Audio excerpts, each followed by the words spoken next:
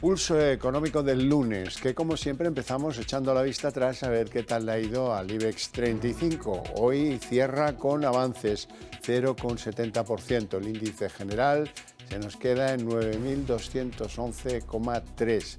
Recuperamos los 9.200. Bueno, algunos valores han avanzado y bastante. Es el caso de CaixaBank, que hoy recupera 4,79. Unicaja 2,78 arriba, Fluidra 2,10 arriba. En el lado de los que han tenido peor ejecutoria durante la sesión de hoy, Solaria 2,95 de caídas, la que peor, Redella 0,96 abajo y Celnex 0,92. Y a continuación les voy a adelantar algunos de los elementos que seguro les van a interesar de lo que tratemos aquí en la mesa de análisis que convocamos cada día para que no se les escape un detalle de oír a los mejores expertos. Bueno, pues en nuestra mesa de análisis hoy hablaremos de un hecho histórico dentro de las empresas españolas. No es nuestra manera de hacer. Bueno, la familia propietaria de Grifols ha dejado el mando de la compañía en manos de un CEO que se llama Thomas Glanzmann y bueno, pues han decidido pasar a un papel más discreto, dentro de que pues tienen los mismos problemas, deuda, complicación saliendo de Estados Unidos, en fin. Pero esta es una decisión importante, o al menos a nosotros nos lo parece. Y hablaremos del Euribor, qué está pasando. Estamos en medias de 3,8% y queremos saber qué camino va a seguir el Euribor, si va a llegar a 4 a finales de año, si como predicen algunos, luego va a bajar un poco. En fin, de eso mejor que hablen los expertos. Don Juan Iranzo, catedrático de Economía Aplicada y director de Armadata. Buenas tardes. Buenas tardes, encantado. Prácticamente estamos a la hora del té, ahora que estamos en brindis todos. Eso por la coronación, ¿no? Eso es. Ay, ay, ay.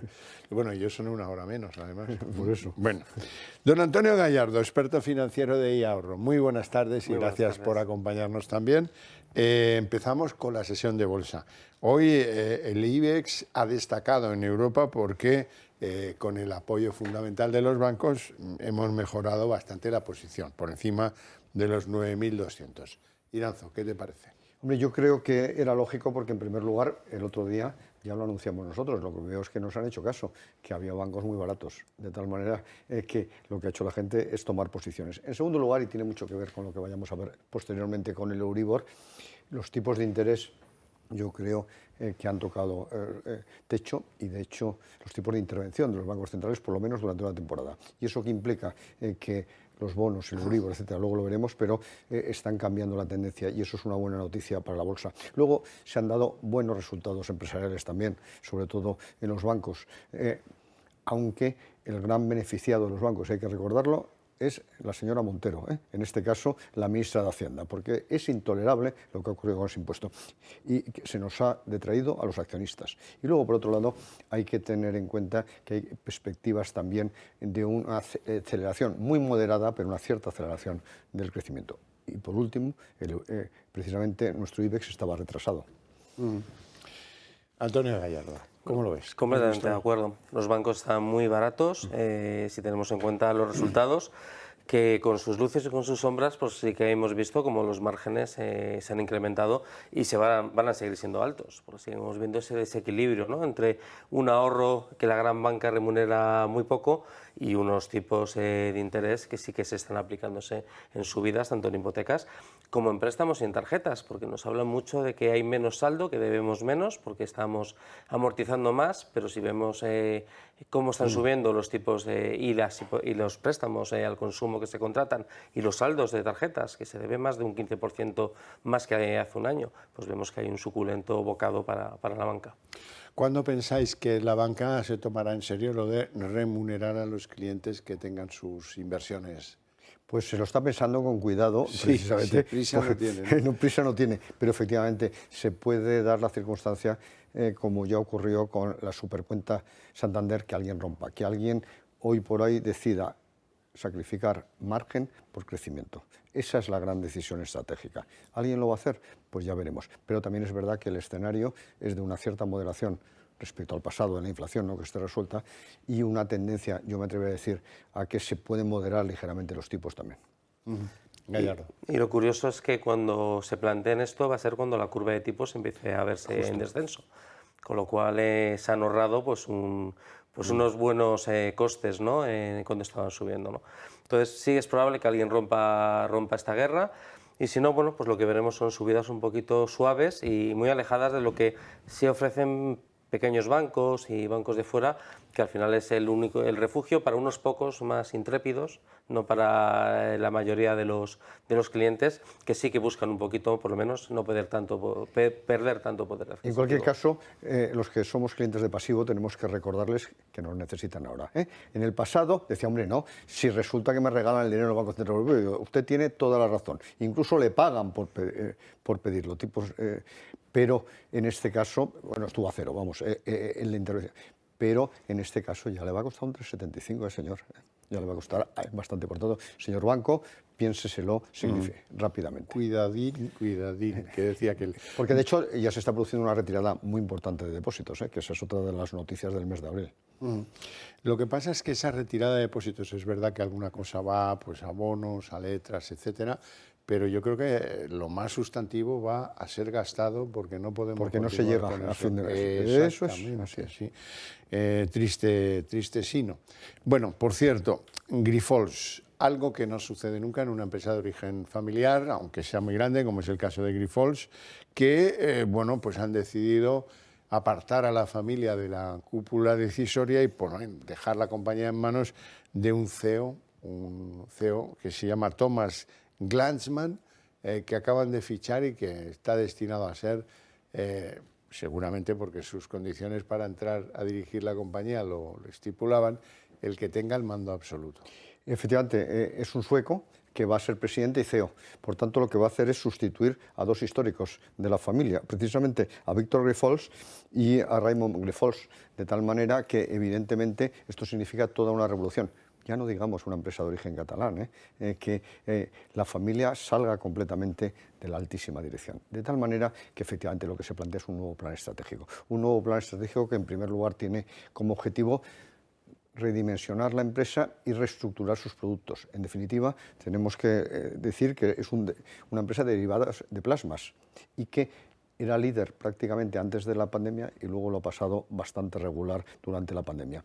Es verdad que ahora espera una mejora sustancial. Bueno, claro, tenía que venir con un pan debajo del brazo el nuevo presidente CEO, y lo que ha prometido es precisamente unas ventas de 6.064 millones de euros, que significa un incremento del 22% respecto al año anterior, que es una cifra muy alta. Y sobre todo lo que espera es una recuperación del beneficio, que eso es lo que está sufriendo Grifols a lo largo de toda la pandemia.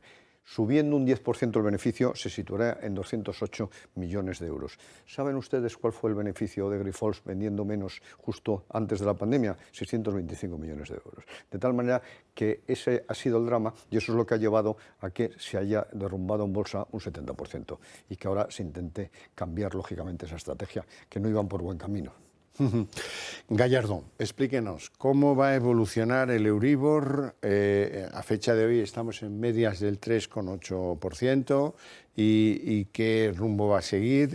Esos que dicen que llegará al 4% a finales de año y luego empezará a descender levemente, ¿cree que tienen razón? Cuéntenoslo. Yo creo que incluso va a llegar al 4% un poquito antes, porque hay una cierta inercia en su vida que seguramente pues la veamos a lo largo del mes de junio.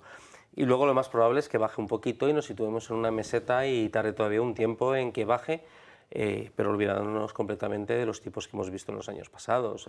Nos vamos a mover en tipos alrededor del 2%, un poco más arriba, un poco más abajo, y es hacia donde nos movemos. ¿Qué es lo peor para el consumidor? Que aunque baje un poquito ya a final de año o el siguiente, no vamos a ver hasta que avance mucho en la primavera del próximo año, mayo del próximo año, dentro de un año, a que veamos revisiones a la baja. Porque claro, tenemos que tomar que casi todas las referencias son a 12 meses, más que a 6 meses, y que 12 meses atrás teníamos tipos más bajos. Con lo cual, ¿qué es lo que vemos? Pues subidas muy fuertes a los que revisen hasta julio, y a partir de agosto-septiembre subidas de segunda vuelta. clientes, consumidores que han visto una subida importante y que van a ver cómo sube un poco más. Con lo cual, no, la situación para el consumidor, si busca el alivio, tiene que esperar todavía un tiempo. Iranzo. Claro, son dos cosas diferentes y yo estoy completamente de acuerdo. En primer lugar, ¿qué va a hacer el Euribor?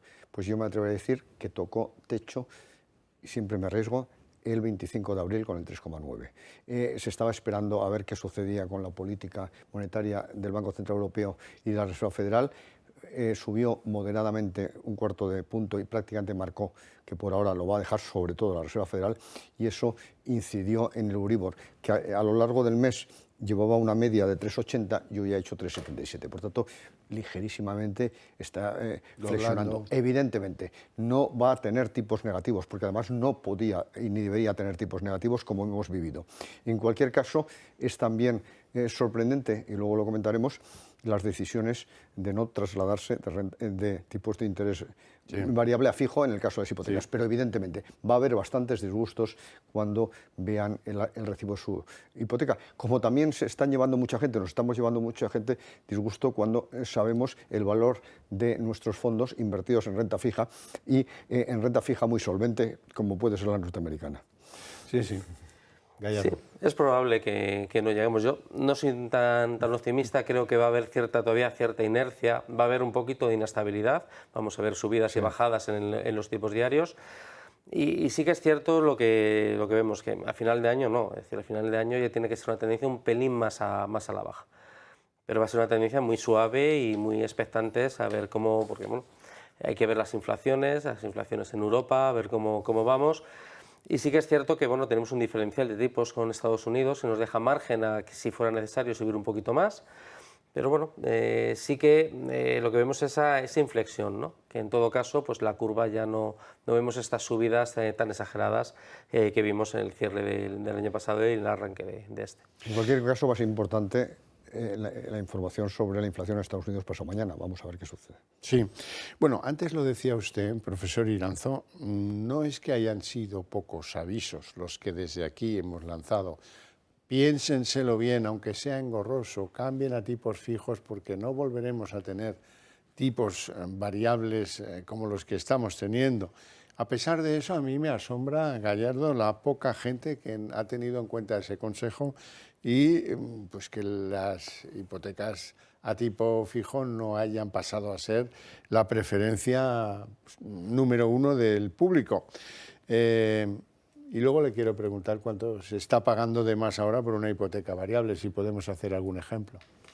Bueno, pues la verdad que la oportunidad del cambio era a principios del año pasado y cuando mucha gente ha buscado el cambio se ha encontrado con hipotecas muy caras que seguramente incluso en un año o 2 años se vayan a quedar por encima de los tipos que se marquen. Es decir, cambiar ya una hipoteca por debajo del 3% es casi una utopía y irse a una hipoteca del 3,5-4% que están ofreciendo muchos es irse a una hipoteca cara, ya sea fija o ya sea mixta. En esta coyuntura, pues la verdad es eso, no ha habido oportunidades muy buenas. Conseguir hipotecas al 1% no es algo que pasó hace mucho, que pasó hace poco más de un año, ¿no? Y hubiera sido pues, blindarse para toda la vida unos tipos que seguramente no veamos en muchísimos años, ¿no? Entonces, en esta coyuntura, pues la verdad que ahora pues, toca... desgraciada o afortunadamente los españoles somos los que sacrificamos mucho, ¿no? para pagar la hipoteca lo primero, y yo creo que en eso se están apoyando mucho en que la morosidad esté bastante controlada, pero bueno, veremos en el largo plazo si se mantiene. Pero póngame algún ejemplo de pues variable ahora mismo, a 150.000 euros o lo que la cifra que usted quiera. El problema que tenemos en las variables es que se está aprovechándose mucho el tema de las vinculaciones. Con lo cual, sí que es cierto que las variables estamos moviéndonos en tipos de Euribor más 1, Euribor entre 0,8 y 1 con vinculaciones. Y sin vinculaciones nos estamos disparando a un punto más, lo cual es un riesgo enorme cuando las vinculaciones, además, debemos tener en cuenta que muchas veces ya no estamos hablando solo de seguros, sino estamos hablando que si aportas un plan de pensiones, que si contratas una alarma, ¿no? Están jugando los bancos a una carta un poco peligrosa, ¿no? Porque bueno, están forzando un poquito al cliente sin darle muchas salidas, ¿no? Diferencial con el fijo, pues es cierto que se va estrechando. pero bueno, estamos todavía con diferenciales entre el 0,5 y el 1%, que supongo que se estrecharán a medida que el Euribor vaya frenando, y si va bajando un poquito, pues lo veremos, ¿no? Pero es muy difícil encontrar una hipoteca fija, tienes que ser muy solvente para encontrar una hipoteca fija entre un 3 y un 3,5%. Sí, efectivamente, a lo que está más o menos, hay casos como vinculando muchísimos productos, empezando por la nómina, pues el 2,9, pero muy excepcionalmente. De tal manera que lo que sí que estoy seguro es que nuestros televidentes nos hicieron caso. Lo que sucede es que los que no nos han hecho caso han sido el resto. Pero dicho lo cual, ahora quizá es el peor momento, porque lo normal es que con tipos de interés flexionando ligeramente a la baja, pues se haya tocado techo. Es verdad que durante un año van a sufrir bastante, evidentemente, en sus cuotas hipotecarias. Bueno, vamos con algún nombre propio. En este caso va a ser el de NH Hoteles, porque el accionista principal, que es la compañía tailandesa Minor, que tiene el 94% de la cadena hotelera, NH Hoteles, ha comunicado que tiene la intención de adquirir más acciones. Prácticamente todos los despistados que queden por ahí van a ser objeto de alguna propuesta por parte de Minor, que ha dicho que será un precio no superior a 4,5 euros. A pesar de que hoy afloraba pérdidas, NH, pues hoy subía en bolsa. Hay que tener en cuenta que en gran medida el sector hotelero, junto con la restauración, pero quizá mucho más todavía el hotelero, es el que sufrió todas las restricciones a la movilidad y por tanto han sufrido muchísimo, situación que se ha modificado sustancialmente. Este año vamos a tener un magnífico año turístico, no hay más que ver a la gente viajando, y luego por otro lado se vuelve también, que NH tiene bastantes hoteles de ciudad, a viajar por razones de negocio, etcétera. Por tanto, las perspectivas de negocio son muy buenas, y si no, no hay más que preguntárselo a Mirro, que lo que quiere es todo para él. Pasar de ese 94%, que tiene en este momento, al 100%, porque ya se está planteando, lógicamente, una OPA de exclusión. Con una prima hoy, al cierre de hoy de 24%. Sí, se cumple. Es verdad que no más del 4,5%, pero que se entiende nomás. Considerando el 4,5, hoy ha cerrado precisamente a 3,6, de tal manera que haya una prima importante. Generosa, por lo Sí, Gallardo. Efectivamente, es uno de los sectores que más han estado perjudicados y que tiene unas perspectivas, al menos al corto plazo, muy buenas, ¿no? Y que han sido de los que están comportándose mejor en los últimos meses. Quizá la duda, pero bueno, veremos, es cómo se comportamos en el largo plazo, ¿no? Porque vemos esos nubarrones que intentan no decirnos, ¿no? Ese crecimiento del préstamo consumo y del endeudamiento a corto plazo, o como hay una retirada del ahorro, cómo afecta. Aunque sí es cierto que NH, como muy bien indicáis, el tener un segmento urbano hace que ese segmento de negocio, pues por lo menos esté más diversificado y no dependa exclusivamente del turismo vacacional. Bueno, hablemos de banca. Planes conocidos sobre cómo remunerar el pasivo no hay. Eso no hay. Ahora bien, planes para ver cómo remunerar a los accionistas, de eso sí que hay. Hombre, y parece bastante lógico, claro. Efectivamente. Tienen acumulados 7.500 millones los grandes bancos españoles para hacer o bien recompras de capital y reducirlo, o bien dar dividendos extra. El BBVA ha comunicado ya su intención de acometer una remuneración a sus accionistas de alcance. Hombre, vamos a ver, yo estoy completamente de acuerdo con esa política, porque se ha discutido mucho si no repartir dividendos y cada vez capitalizar más y por tanto en el valor ya estar recibiendo. No, yo creo que los accionistas tenemos derecho a recibir un dividendo como los clásicos del Banco Santander, que vivían mucha familia de Santander de los dividendos de don Emilio. De tal manera que esa política se va generalizando. Al existir competencia entre los bancos, bueno, pues evidentemente también se están peleando, compitiendo por sus accionistas, no solo por clientes, y parece bastante lógico que aumente la remuneración. Hay dos mecanismos que da exactamente igual. Uno, repartir el mismo beneficio con el mismo payout sobre menos acciones, porque se han retirado del mercado unas cuantas. Esa puede ser una estrategia que creo que por motivos fiscales tiene alguna ventaja. Y luego, por otro lado, pues aumentar el payout, evidentemente. Sí, además es que los accionistas de banca están sufriendo una volatilidad enorme. Entonces, competencia, ver cómo mis acciones suben, bajan, en esas montañas rusas es importante ofrecer ese atractivo, ¿no? Que es que tú sobre un precio base que puede ir variando, pues vas a tener una rentabilidad dividendo muy superior, como hemos visto antes, con un pasivo que no remunera, pues es una opción bastante buena y con unas perspectivas de beneficios que son muy positivas. Antonio, nos ha dicho antes que usted espera que los tipos vayan inequívocamente de baja a partir de mayo del año que viene. No, espero que bajen, lo que espero es que a partir de mayo del año que viene noten los que revisen hipoteca. El problema que tenemos es que las bajadas que vienen ahora, que yo soy positivo y creo que después del verano se van a generalizar, van a ser tan suaves que no van a ser suficientes para compensar las subidas anteriores. Entonces, en las revisiones, los que revisen semestralmente verán buenas noticias antes, pero los que revisen anualmente, hasta abril, mayo, pues seguramente no vean que baje un poquito su hipoteca, nada que ver con lo que han subido en estos meses. Iranzo, hoy se ha llegado a un acuerdo entre la COE y los sindicatos para ofrecer por unanimidad una recomendación de subida de los salarios. Una recomendación, que no otra cosa. ¿Y cuánto? Pues un 4% este año. 2025 y un 2023, este año. 2023, eso es. Y el 3% 2024. Y 2025, efectivamente. Lo que a mí me parece bastante lógico porque hay que tener en cuenta que la calidad del empleo se está deteriorando, cada vez se trabaja menos horas, lo hemos comentado aquí, y por tanto, si tú no vinculas las subidas salariales a la productividad, los más perjudicados al final somos los trabajadores, obviamente. De tal manera que parece una recomendación bastante sensata, que significa que se reparte el coste de la inflación y en este caso se asume una parte. Porque al final, ¿qué es la inflación? Un empobrecimiento generalizado, de tal manera que hay que reconocer una parte de ese empobrecimiento. Se reconoce una parte, pero se garantiza en gran medida la viabilidad de la empresa a través de un incremento de los costes laborales muy moderado. Pero es que he empezado a ver excepciones, y el primero además que está ahí mal metiendo es el Gobierno a través de nuestra ministra Suma, Yolanda Díaz, de tal manera que ya veremos, porque es una mera recomendación, se excluyen varios sectores, etcétera, etcétera. Ya veremos cómo acaba, pero a mí me parece bastante satisfactorio. Sí, más que es así. Es decir, lo que vemos y que muchas veces nos venden es que hay más empleo, pero la calidad es una pérdida tremenda, ¿no? Y medidas como la que se aprobará mañana, ¿no?, de los avales, porque no llegan a coger una hipoteca, no deja de ser una declaración de ese deterioro que hay, ¿no?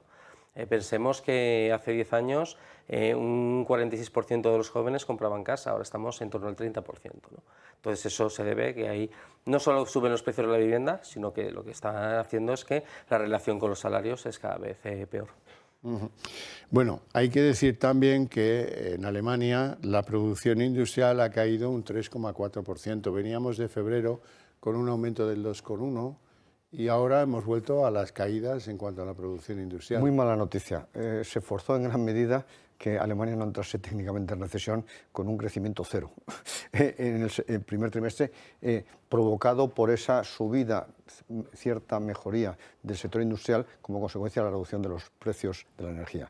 Pero evidentemente se está demostrando que la productividad de la industria alemana está cayendo significativamente y además, ¿quién es uno de los grandes protagonistas de su industria? El automóvil, sector demonizado donde los haya, de tal manera que está sufriendo esa situación y la vamos a sufrir todos los europeos porque no olvidemos que hasta ahora era la locomotora de Europa. Sí, sí, y lo sigue siendo. Por mucho que le nieguen el palo y la sal, no hay otra cosa. Ahí lo vemos. Con los datos. Ya tira poquito. Los datos son muy escandalosos. No tenemos tiempo para más. Os agradezco muchísimo vuestra presencia en el programa y vuestras opiniones todavía más. A ustedes su paciencia y su interés, también desde donde nos vean. Pero para ustedes tengo premio. A la vuelta de publicidad abrimos aquí la redacción abierta con todo lo que nos trae la política.